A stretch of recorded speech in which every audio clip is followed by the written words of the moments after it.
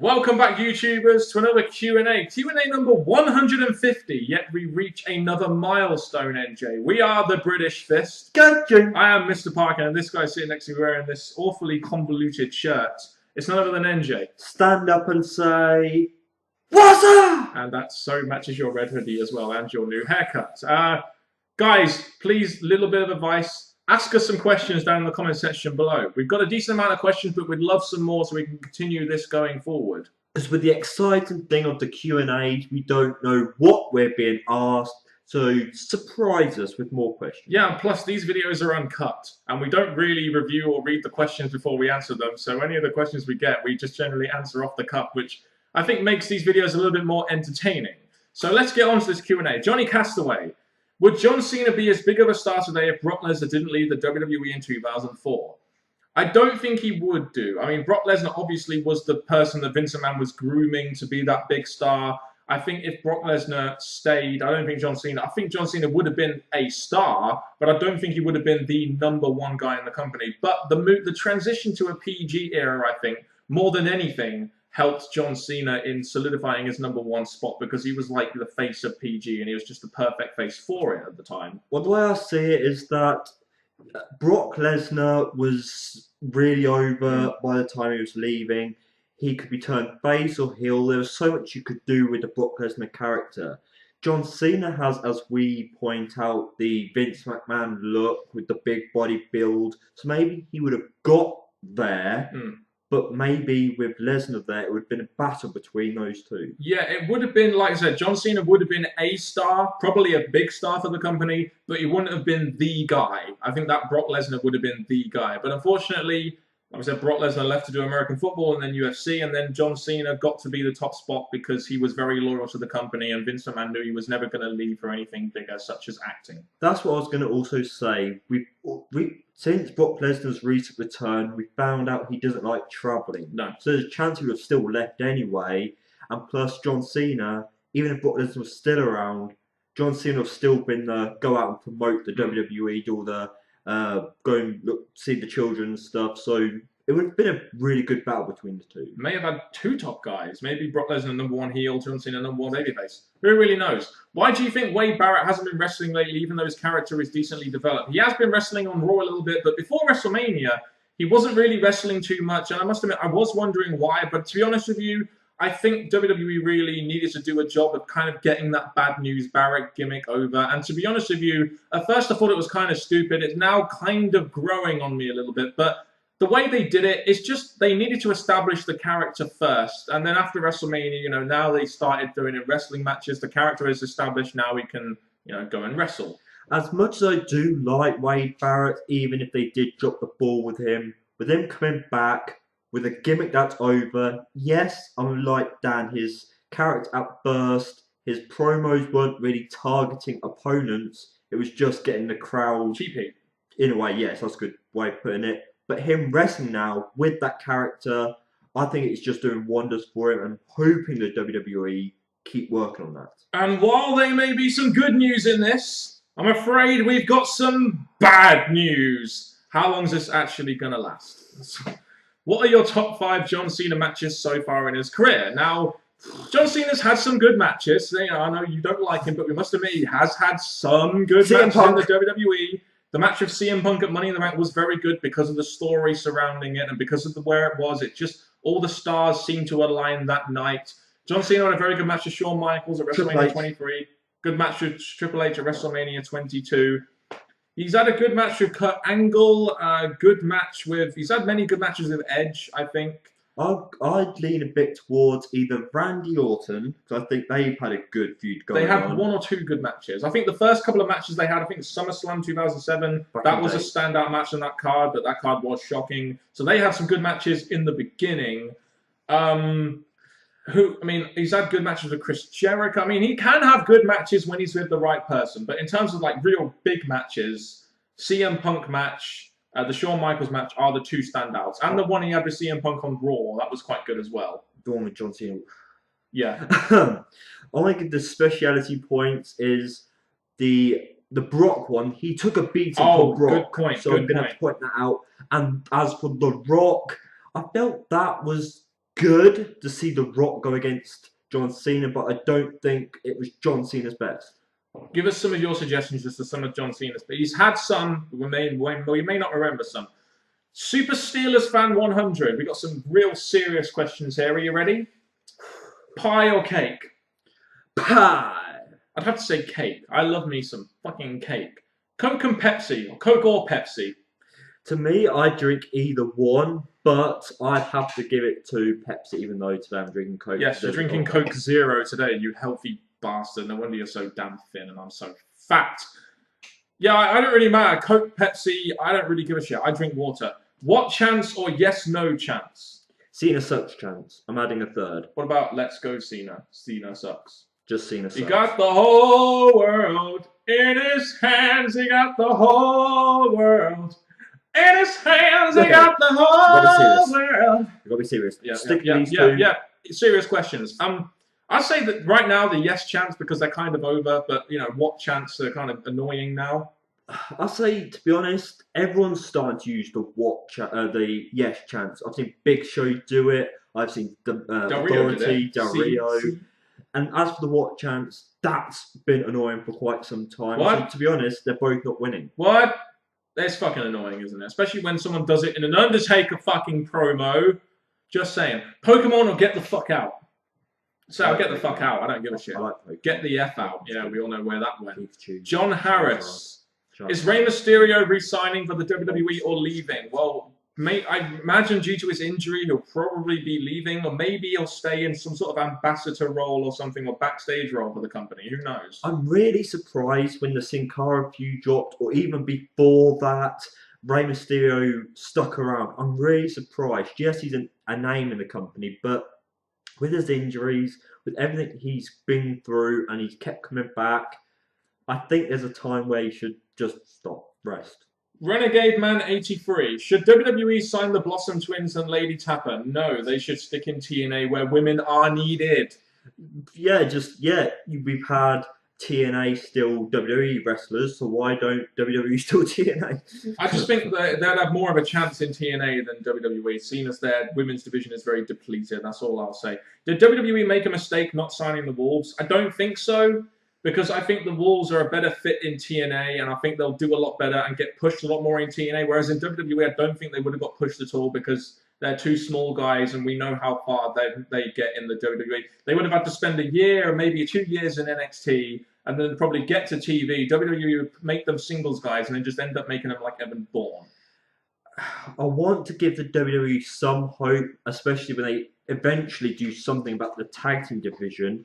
The Wolves, as much as they are performing greatly in TNA, I think that stepping up like RH, TNA, then maybe WWE, if they're not too old at the time, could be the way to go. So I wouldn't say it's a mistake. No. It really pisses me off when fans of ROH and shit out there go, oh, how could WWE not buy Davey Richards and Eddie Edwards? They're really top quality wrestlers, but it's not really what WWE needs right now. WWE need more bigger guys. They need more variety in their product. Right now, there's a lot of smaller guys. You've got guys like Seth Rollins. You've got guys like Dean Ambrose, who are like smallish guys now, Daniel Bryan, etc.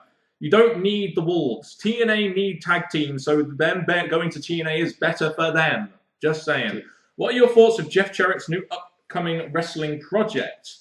I hope the best for Jeff Jarrett, because I think that the wrestling industry needs something new like this. How successful it will be, we don't know, because we don't really know too many details. We haven't seen a show of theirs yet, and I'm sure when we do see a show, we'll probably check it out and see what it's actually all about. We don't really have any yet, because we don't know any details. I'd just say wish best of luck, I guess. With a mind like Jeff Jarrett, who's been in the wrestling business and now creating his own, there's some chance of hope for it. But right now, the concentration, because it's new, is not quite there. Yeah. Speaking of Jeff Jarrett, during his career in WWE, WCW, and TNA, do you ever see him as a main eventer? I don't remember ever thinking Jeff Jarrett was a main eventer. I really don't. I think the quote, he whacked people with 5,000 guitar shots and never drew a dime, kind of described everything you need to know about Jeff Jarrett as a main eventer. A few odd matches I've seen him in the WWF. Didn't really... Mid-card though, wasn't he? Yes. Pretty much mid-card. I think he's just a mid-carder. A good mid-carder, if kind of like Dolph Ziggler. Who do you think Brock Lesnar's opponent will be at SummerSlam? Sheamus, Daniel Bryan, or CM Punk? I think they're setting up for a Brock Lesnar-Daniel Bryan match for the WWE World Heavyweight Championship. That's what I think they'll go for. There's a lot of, I mean, you've just had him break the streak. You can't just have him be in a match against a guy. You have to have him now be in a main event, and you have to have him go after the WWE World Heavyweight Championship. Especially seeing as they did all this whole #1 contender stuff, self-proclaimed #1 contender. At some point, you're going to have him go after the belt, and I reckon they're probably going to have him take the belt off Daniel Bryan, and then maybe not SummerSlam, maybe Survivor Series or something, maybe Royal Rumble, and take that into WrestleMania 31. I think that's what they might do. I think with the fact that even though we've got the Great Faction Evolution reformed and still 2 #1 contenders meant to be there, maybe SummerSlam will be delayed. Brock Lesnar's championship will be delayed, but I still think, other than the other 2, Bryan would be the big possibility. Do you see anybody on the NXT roster as WWE World Heavyweight Championship material? If so, why? That's an interesting question. Because, in my opinion, NXT is full of mid-carders. I like the characters there, but a lot of characters in there are essentially mid-carders. You look at guys like Adam Rose, you know, it's a great character, but it's not really going to be main eventing or winning any WWE World Heavyweight Championships. You look at Bo Dallas, probably the same, you know. The only guy, I think, from NXT that could probably be a main eventer is Mojo Rawley. That's the only person I can see being a main event guy because of his build, and, you know, we all know how WWE love to push those guys. Who are you going to say? There's 2 names. JBL or Alex Riley? One of the commentators. There we go. Proves how much you watch NXT, doesn't it, 10J? Tim, but yeah, just a lot of mid-card characters in NXT right now. The best ones are the ones they brought up, like Bray Wyatt and possibly Cesaro. People like that. People think Sami Zayn. I'm sorry, no, mid-carder. Tim Crace, do you think that WWE should turn Brie heel? No. Out of all the heel turns, I'd expect it to be a Bunkerdactyl, because I think one of these 2 Diva tag teams need to break up just so it's not the same thing every time they appear on TV. But if I had to choose a better twin, even though we've seen that in the past, the break of those 2, or the Bunkerdactyls, I'd go with the Bunkerdactyl. Yeah, I just don't see much point in turning Brie Bella heel, especially when she's married. She's been on screen acknowledged to be married to Daniel Bryan, who is now a babyface, so I don't see the point in turning Brie heel right now. And she's one of the shining stars in the Divas division, to be honest with you. Johnny Castaway has another set of questions. If a tree falls in the forest and nobody is around to hear it, does Triple H still bury everyone? I have an even better question for you. If a tree doesn't fall in the forest and nobody is around to hear it, does Triple H still bury everyone? It doesn't matter. Triple H will bury everyone no matter what. Yeah, he's buried Daniel Bryan, hasn't he? He did a very good job in burying Daniel Bryan at WrestleMania by having him go over him and win the WWE World Heavyweight Championship. Classic burial by Triple H there. And he'll probably end up putting over the Shield of Evolution, but there we go. Thank you. What is your... I'm sure it was a joke. What is your opinion of Miz and his quick downfall? It's a little bit of a shame, really, because it's like he's not even a player in the mid-card. It's like the Miz... At one point, his character was very hot. It seemed like the character would last. And now he's not even in the mid-card, which is a real shame, because I just thought that character would at least, if not be in the main event, could at least be some kind of player in the mid-card. So I really don't know what's going on with Miz right now. Is he heel? Is he face? What is he? He's nowhere. Is he a movie star? Is he what? Well, I think Johnny, you should be asking this to Mrs. Dad, because there's a joke going round when Randy Orton was attacking Miz. His dad was like, not caring that his son was getting battered. So ask Mrs. Dad. I'm doing it perfectly right now. Yeah, I don't care. No. Why does WWE always get people white hot with momentum and then just turn away? Examples like Cody Rhodes last July, Reigns after the Rumble, failing to capitalize on momentum. Yeah, you have a point. Remember Ryback and all the momentum he had, and then he lost loads of pay-per-view matches, got turned heel, and now he's a jobber. Fandango defeating Jericho. Yeah, it's a real shame. It's because a lot of these characters are Vince McMahon pet projects. And so Vince McMahon is very high on the projects, such as Alberto Del Rio. And then after a while, Vince McMahon his interest dwindles a little bit in the project, and he doesn't put as much effort into it, and it doesn't get booked as strongly. So a lot of these are pet projects. Like Rusev at the moment is probably a Vince McMahon pet project. He's getting pushed really fast, really hard.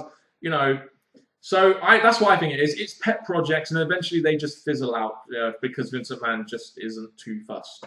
Project or not, it's a real shame because we're always crying out for the WWE talent that have been there a while to finally make it somewhere.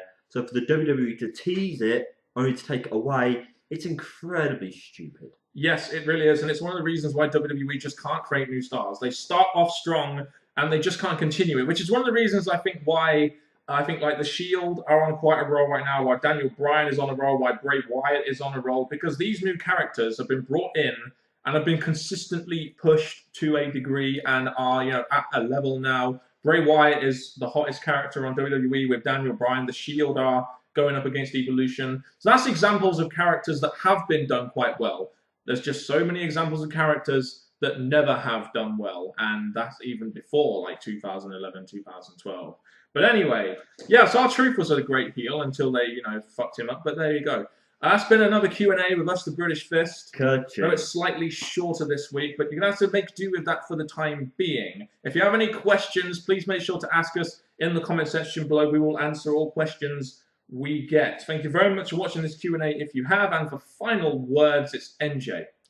Thank you very much, people. And all I'm going to say is that we've got the whole world in our hands when you send us in questions. So thank you very much for watching. And please keep the questions coming. And goodbye.